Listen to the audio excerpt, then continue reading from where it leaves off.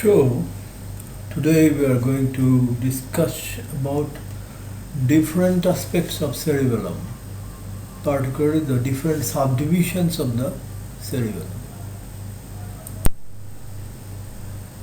Now, the cerebellum is a vitally important part of the motor system of the body located dorsal to the brainstem. It is located dorsal to the brainstem. It is connected to the brainstem by three pairs of cerebellar peduncles. These are the superior cerebellar peduncles or brachium conjunctivum, the middle cerebellar peduncles or brachium pontis, and the inferior cerebellar peduncles or restiform body, which connect the cerebellum on each side with the brainstem. So, the cerebellum is connected to the brainstem by three pairs of peduncles, cerebellar peduncles. These are the superior cerebellar peduncles or brachium conjunctivum, the middle cerebellar peduncles or brachium pontis, and the inferior cerebellar peduncles or restiform body. Now, the cerebellum consists of the vermis and cerebellar hemispheres. The vermis is situated in the midline. Its name is derived from its worm-like shape. Vermis. Its name is derived from its worm-like shape. Laterally, the vermis is connected to the bulky cerebellar hemispheres. Laterally, the vermis is connected to the bulky cerebellar hemispheres. Now, the surface of cerebellar hemispheres is extensively folded. Thus, although the mass of the cerebellum is only 1/10 of that of cerebral cortex, its surface area is about 3/4 of that of the cortex. So, the surface of cerebellar hemispheres is extensively folded. As a result, although the mass of cerebellum is only 10% of that of cerebral cortex, its surface area is about 75% of that of the cortex.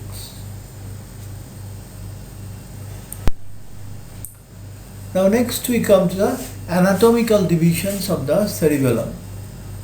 The cerebellum is divided by the posterolateral fissure which separates the phylogenetically older flocculonodular lobe from the rest of the cerebellum. So, the cerebellum is divided by the posterolateral fissure. This is the posterolateral fissure, and it separates the flocculonodular lobe. This is the flocculonodular lobe from the rest of the cerebellum. So this is the posterolateral fissure which separates this flocculonodular lobe from the rest of the cerebellum. Now, the latter remaining portion of the cerebellum is again divided by the primary fissure into an anterior lobe and a posterior lobe. So, the latter remaining portion of the cerebellum, so this portion of the cerebellum is again divided by the primary fissure. It is divided by the primary fissure, into an anterior lobe and a posterior lobe. Now the anterior lobe contains the lingula, central lobule and culmen in the vermis. So this anterior lobe contains this is the lingula, then there is the culmen and the central lobule. The lingula, next the central lobule and the culmen in the vermis. Lingula, the central lobule and culmen in the vermis. And laterally they are connected to the alley and quadrangular lobule in the cerebellar hemisphere. So laterally this central lobule is connected to the alley and quadrangular lobule. This is the alley and this is the quadrangular lobule, and laterally they are connected to this alley and quadrangular lobule of the cerebellar hemisphere. Now the posterior lobe contains declive, folium vermis, tuber vermis, and pyramis and uvula. So, posterior lobe contains the declive, the folium vermis, the tuber vermis, the pyramis and the uvula in the vermis. This is the vermis. Now, they are connected laterally to lobulus simplex. superior and inferior semilunar lobules, gracile lobule, biventral lobule, and the tonsillar in the cerebellar hemispheres. So they are connected laterally. They are connected laterally into these lobules. Laterally they are connected to the lobula simplex, then the superior and inferior semilunar lobule, then the gracile lobule, biventral lobule, and the tonsil in the cerebellar hemisphere. Now the flocculonodular lobe contains the this is the flocculonodular lobe, contains the nodule in the vermis, and is connected laterally to the flocculi in the cerebellum. Laterally they are connected to this flocculi in the cerebellar hemisphere. So that is the anatomical divisions of the cerebellum. Now next we come to the phylogenetic divisions of the cerebellum. Now the cerebellum may be phylogenetically divided into the archicerebellum, the paleocerebellum, and the neocerebellum. The cerebellum may be phylogenetically divided into archicerebellum, paleocerebellum, and the neocerebellum. Now the archicerebellum consists of the lingula and the flocculonodular lobe. Phylogenetically they are the most primitive parts of the cerebellum. So the archicerebellum consists of the lingula and the flocculonodular lobe. At the two extremes. This is the lingula and the flocculonodular lobe. So the archicerebellum consists of the lingula and the flocculonodular lobe. Phylogenetically, they are most primitive parts of the cerebellum, and they are mainly concerned in maintaining equilibrium. Now the paleocerebellum consists of the entire anterior lobe except the lingula. The paleocerebellum consists of the entire anterior lobe except the lingula. So it consists of the entire anterior lobe excepting this lingula. It consists of the entire anterior lobe excepting this lingula. And the pyramis and uvula. This pyramis and uvula are also included in the paleocerebellum. Pyramis and uvula are also included in the paleocerebellum. The paleocerebellum is mainly concerned with maintaining the tone and posture of the body. The paleocerebellum is mainly concerned with maintaining tone and posture of the body. The neocerebellum is phylogenetically the most recent part of the cerebellum, and so the neocerebellum, this neocerebellum, this is the phylogenetically the most recent part of the cerebellum, and through its connections with the highly developed neocortex, neocerebellum coordinates the skilled movements of the body. So through the connections with the highly developed neocortex, neocerebellum coordinates the skilled movements of the body. So these are the phylogenetic divisions of the cerebellum. Now next we come to the functional divisions of the cerebellum. Cerebellum is functionally divided into vestibulocerebellum, the spinocerebellum, and the cerebrocerebellum of neocerebellum. Cerebellum is functionally divided into vestibulocerebellum, the spinocerebellum, and the cerebrocerebellum or neocerebellum. So here we can see the vestibulocerebellum. This is the vestibulocerebellum, the flocculonodular lobe, and this is the spinocerebellum. These are two parts, one in the vermis and one in the paravermal portion. So this is the spinocerebellum. From the spinocerebellum, this part, there's two parts, one in the vermis and the other two are paravermal areas of the cerebellum. And also there is a neocerebellum or cerebrocerebellum, most laterally, neocerebellar or cerebrocerebellum. Now the vestibulocerebellum is formed mainly by the flocculonodular lobe and is connected, as its name implies, to the vestibular nuclei. Its main functions are related to maintaining equilibrium of the body and postural control.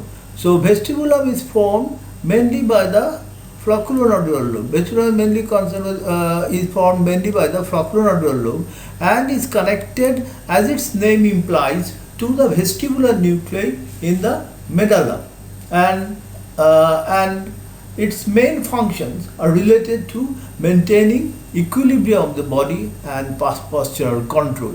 The main function of vestibular cerebellum is to maintain equilibrium and postural control. Now the spinocerebellum has the following features. Spinocerebellum has the following features. The spinocerebellum consists of the rest of the vermis, that is the vermis excepting the nodule. So it contains the vermis excepting the nodule and the adjacent portion of cerebellar hemispheres. The adjacent portion of cerebellar hemispheres. It receives proprioceptive information from the peripheral parts of the body through spinocerebellar and cuneo-cerebellar tracts. So it receives proprioceptive information from the peripheral parts of the body actually through 4 tracts: the ventral and dorsal spinocerebellar tract and rostral and cuneo-cerebellar tract. Now the vermis sends fibers to the brainstem area, its efferents of this portion. The vermis sends fibers to the brainstem area controlling the trunk and proximal limb muscles, whereas the adjoining cerebellar hemisphere sends fibers to the brainstem area controlling the distal limb muscles. So the vermis sends fibers to the brainstem area controlling the trunk and proximal limb muscles, whereas the adjoining cerebellar hemisphere sends fibers to the brainstem area controlling the distal limb muscles. Now the cerebrocerebellum or neocerebellum. The cerebrocerebellum or neocerebellum is the most recently developed part of the cerebellum. It is intimately connected to the motor cortex and takes part in planning and programming of movements. So the cerebrocerebellum or neocerebellum is most recently developed part, and its main function is planning and programming of movements, and it is intimately connected to the motor cortex. Now there is another type of division of the cerebellum. The cerebellum can also be divided on the basis of Purkinje cell connections. So the cerebellum can also be divided on the basis of Purkinje cell connections. In this, the cerebellum has been divided into parasagittal strips in a mediolateral direction, and these are designated as zones A, B, C and D. So in this, the cerebellum has been divided into parasagittal strips. These are parasagittal strips, and they are designated in a mediolateral direction. They are arranged in a mediolateral direction, from the middle to the lateral direction. So they are present. These divisions are contains parasagittal strips. They are parasagittal strips and they are disposed in a mediolateral direction, and they are designated as zones A, B, C and D. Now zone A is a thin longitudinal strip. This is a zone A. It is a thin longitudinal strip on either side of the midline. The zone A is a longitudinal strip constituted by the vermis just lateral to the midline. So this is zone A. And zone B is a thin longitudinal strip. Zone B is a thin longitudinal strip situated in the anterolateral part of the vermis, and it contains parts of lingula, central lobule, culmen and decline. Now zone C is constituted by paravermal cerebellum and is subdivided into zone C on the zeola portion. This is the paravermal cerebellum, and so this is constitutes the zone C, and it is divided into zone C1, C2 and C3 in a mediolateral direction. Zone C1, C2 and C3. Zone D is this pink portion. Zone D is constituted by the lateral part of the cerebellum. Zone D is constituted by the lateral part of the cerebellum and consists of two divisions, zones D1 and zone D2. Zone D1 and zone D2. Now zone connections are zone A. Zone A is connected to the fastigial nucleus and the vestibular nuclei except the lateral vestibular nucleus. So zone A is connected to the fastigial nucleus and the vestibular nuclei excepting the lateral vestibular nucleus. Now zone B is connected to the lateral vestibular nucleus. Zone B is connected to the lateral vestibular nucleus. Now zone C1 and zone C3, zone C1 and zone C3, they are connected to the emboliform nucleus, whereas zone C2, the mid portion, zone C2 is connected to the globose nucleus. Zone C2 is connected to the globose nucleus, and zone D, that is both D1 and D2 together. Zone D is connected to the dentate nucleus. Zone D is connected to the dentate nucleus. So these are the different subdivisions of the cerebellum.